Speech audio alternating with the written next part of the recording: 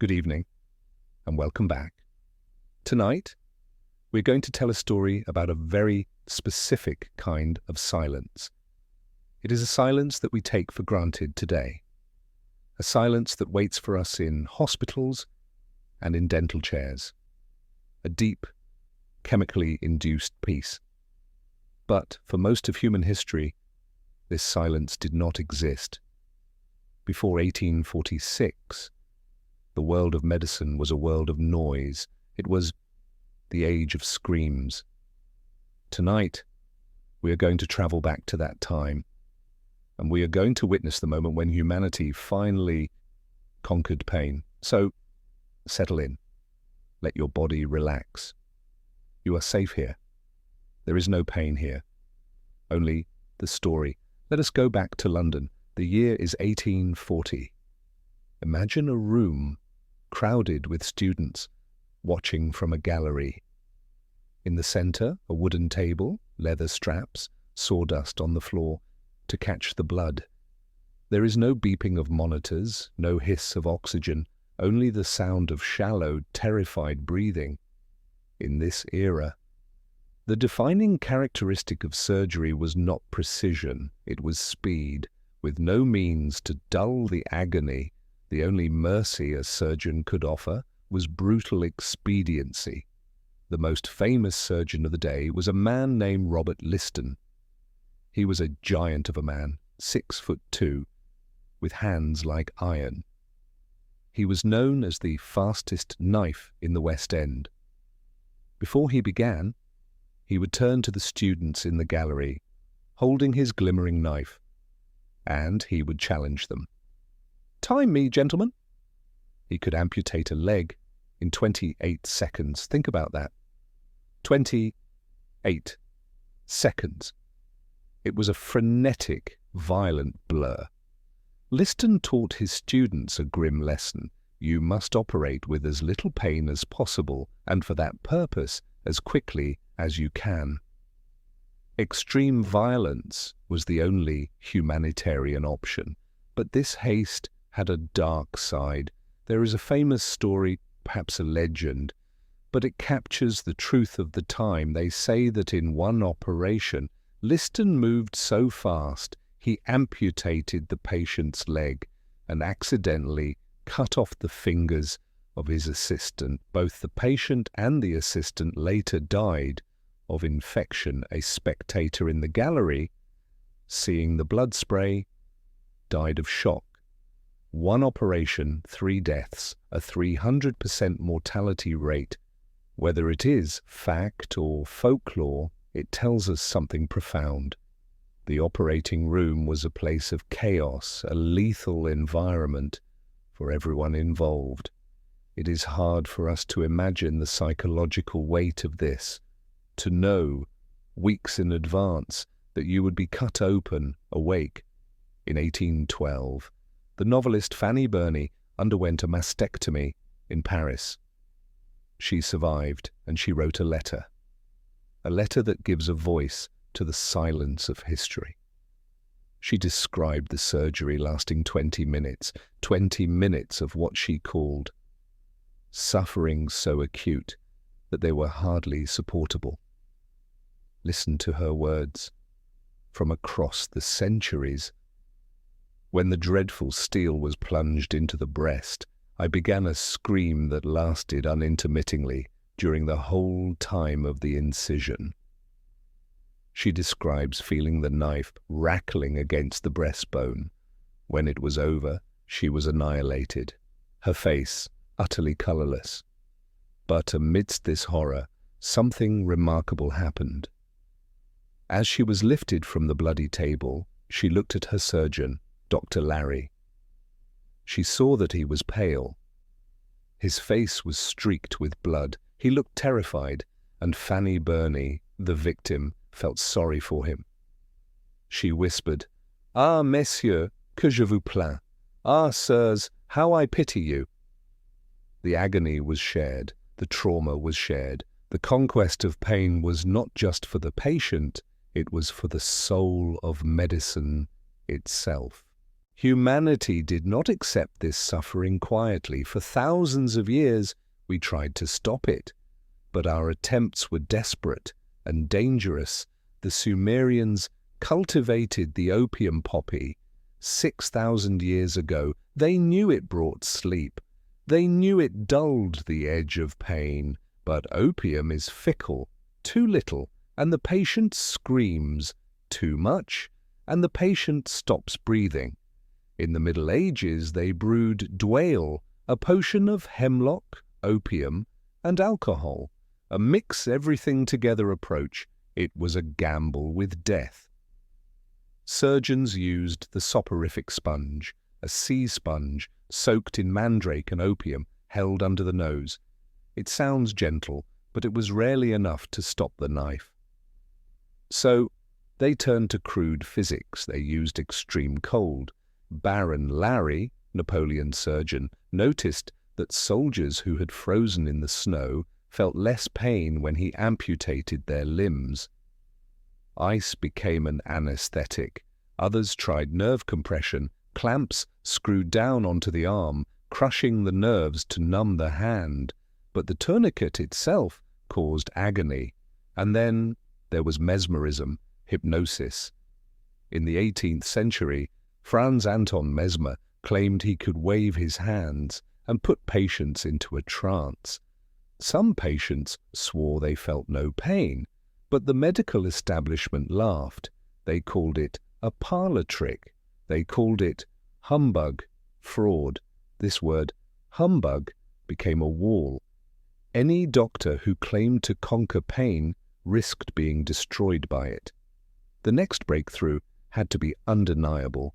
The answer, ironically, was hiding in plain sight. It was not in a hospital. It was in a party. In 1799, a young chemist named Humphrey Davy started experimenting with a gas.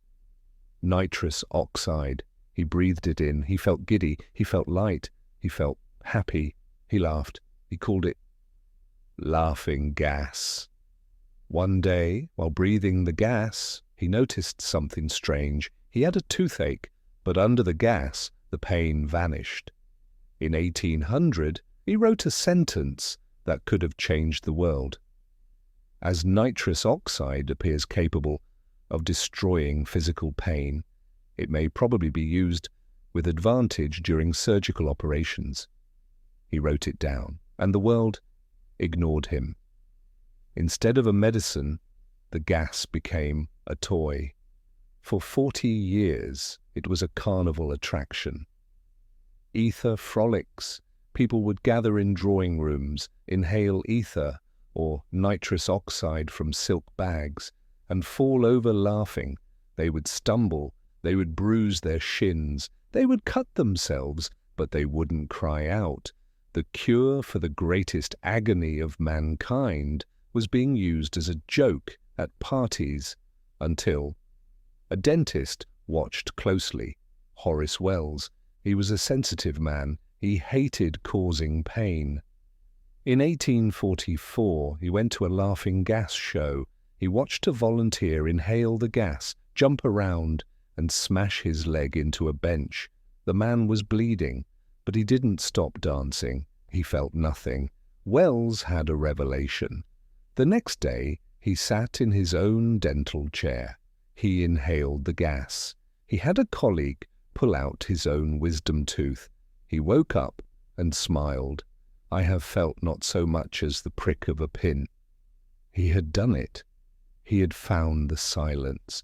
But history is cruel to pioneers. Wells arranged a public demonstration at Harvard. The gallery was packed with students, ready to jeer. He gave the gas, he pulled the tooth, but the patient groaned. Maybe he didn't use enough gas. Maybe the patient was just dreaming. But the students screamed, "Humbug! Swindler!" Wells was chased out of the room in disgrace. The prophet was broken. Horace Wells failed because he was too gentle. The man who succeeded was William Morton. Morton was Wells's former partner, but he was different. He was ambitious. He was calculating. He wanted fame. And he wanted money. He saw what happened to Wells. He realized that nitrous oxide was too weak. It was too unpredictable. He needed something stronger. He turned to ether. Sulfuric ether, a heavy, sweet-smelling liquid. He experimented on his dog. He experimented on himself. He designed a special glass inhaler, a globe with a sponge inside, to control the dose. He found he could put a patient into a deep, death-like sleep. He went to the most formidable man in Boston medicine, Dr. John Collins Warren, the senior surgeon at Massachusetts General Hospital, a man who had seen thousands of patients scream under his knife. Morton asked for a chance. Warren, perhaps hoping against hope, agreed. The date was set, Friday, October 16th, 1846. The location, the surgical amphitheatre, a room with a high glass dome to let in the sunlight. Today, we call it the ether dome. The gallery was full. The skeptics were there. The students were there. They were waiting for another failure, another humbug. The patient was a young man named Gilbert Abbott. He had a vascular tumor on his neck, a mass of tangled veins that needed to be cut out. The time came. 10 a.m. Morton was not there. He was late. He was frantically finishing his new inhaler. Dr. Warren waited. The crowd grew restless. 15 minutes passed.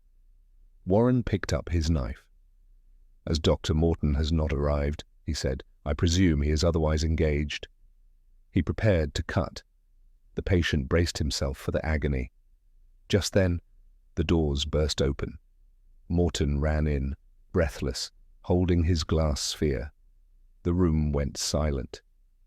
Dr. Warren stepped back. "Well, sir," he said, "your patient is ready." Morton stepped up to the chair. He looked at Gilbert Abbott. "Are you afraid?" he asked. "No," Abbott said. "I feel confident." Morton placed the mouthpiece between Abbott's lips. The smell of ether, sweet and pungent, filled the air. The only sound was the scratching of the sponge and the deep breathing of the patient. 1 minute passed. 2 minutes. Abbott's eyes closed. His head slumped back. His breathing became slow and rhythmic. He was gone. Morton turned to the surgeon. "Dr. Warren," he said, "your patient is ready." Warren leaned in. He grabbed the tumor. The crowd held its breath. He made the incision, a 3-inch cut. There was no scream. There was no struggle. The patient lay still, as if dead. The only sound was the click of the instruments and the gasp of the audience. Warren worked quickly. He tied off the veins. He removed the mass. He stitched the wound. 25 minutes later, it was done. Gilbert Abbott began to stir. He opened his eyes. He looked confused. "Did you feel anything?" they asked him. He blinked. "I felt a scratching," he said, "like someone was scraping my neck with a blunt instrument. But no pain, no agony." Dr. Warren, the old surgeon, looked up at the gallery. He looked at the students who had jeered Horace Wells just a year before. His voice trembled. He spoke the words that would ring down through history. "Gentlemen," he said, "this is no humbug." Chaos erupted. Men wept. Doctors cheered.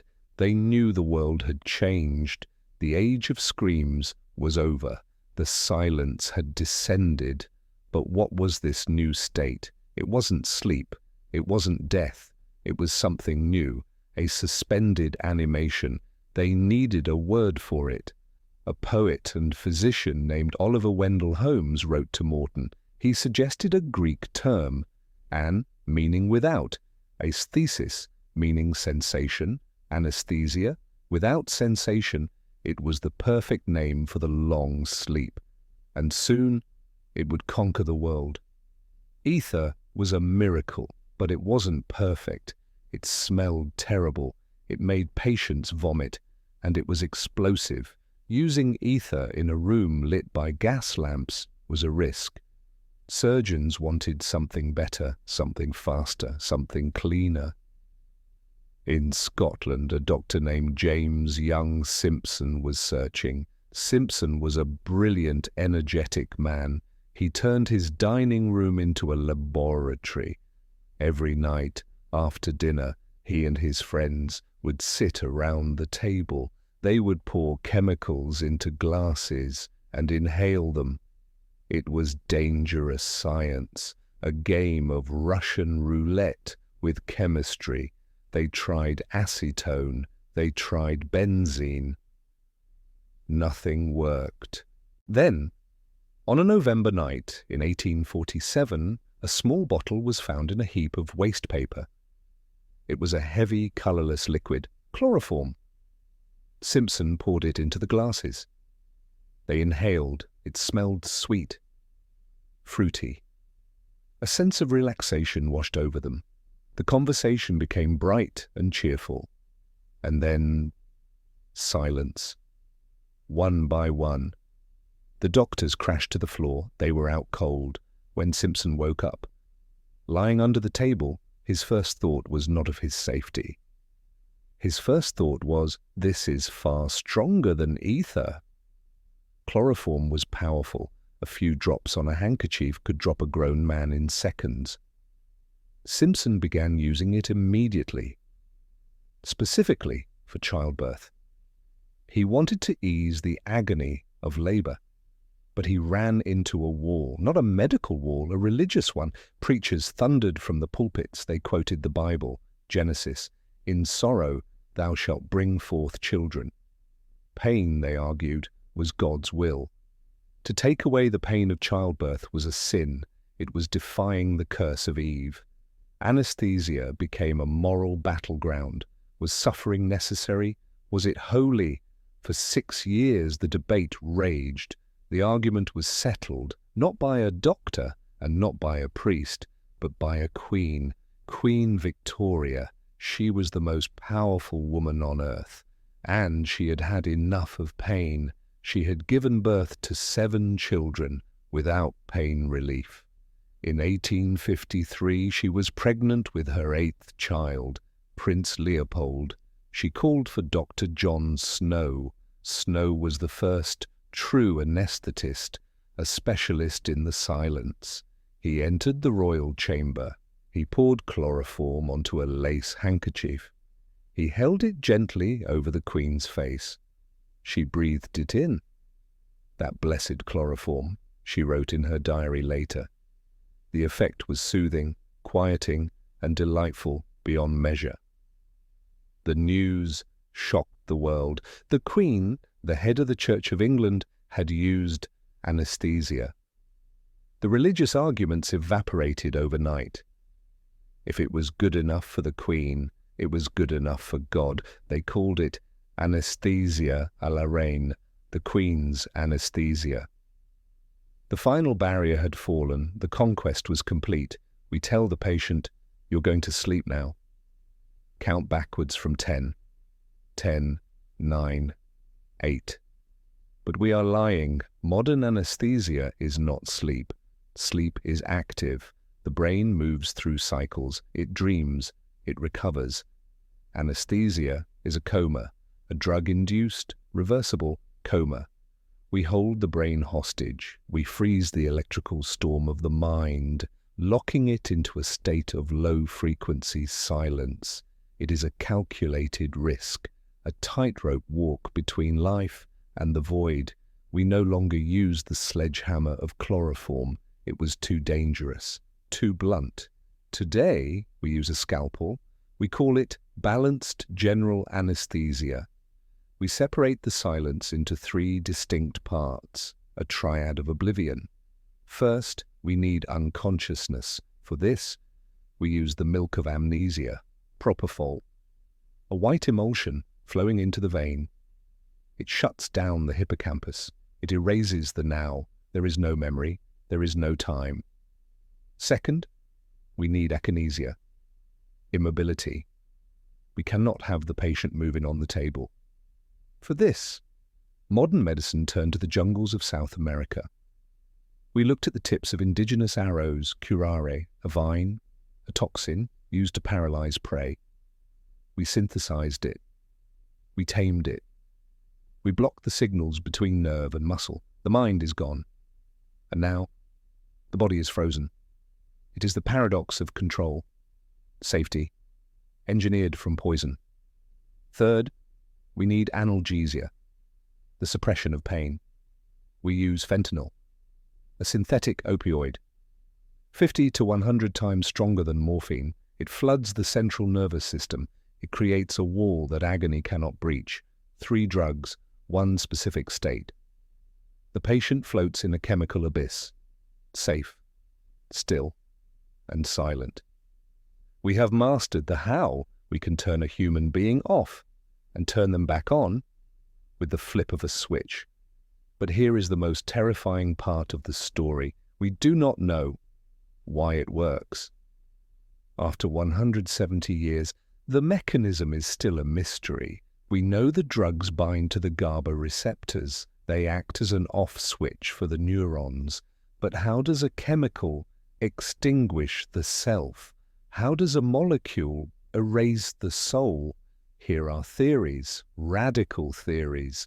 Sir Roger Penrose and Stuart Hameroff suggest that consciousness is not just biology. They say it is physics, quantum physics. They believe our consciousness arises from quantum vibrations inside the microtubules of our cells, the orchestrated objective reduction theory. They suggest that anesthesia works by disrupting these quantum oscillations. Think about that.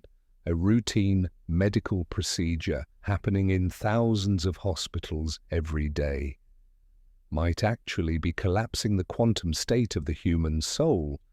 We are touching the fabric of reality with a syringe. On that October morning in 1846, medicine conquered the age of pain. The screams that filled the operating theatres for centuries were silenced. We created a miracle. We created a tool to study the self. We can hold the human mind in a state of non-existence. But the conquest of pain did not solve the puzzle of who we are. We have found the key to the room where the mystery resides. But the room is dark, and we are still, just standing in the doorway, watching the silence descend. So, the next time you hear that calm voice asking you to count backwards from 10, do not be afraid. Embrace the science. Embrace the silence. And trust that you will find your way back from the void. Good night.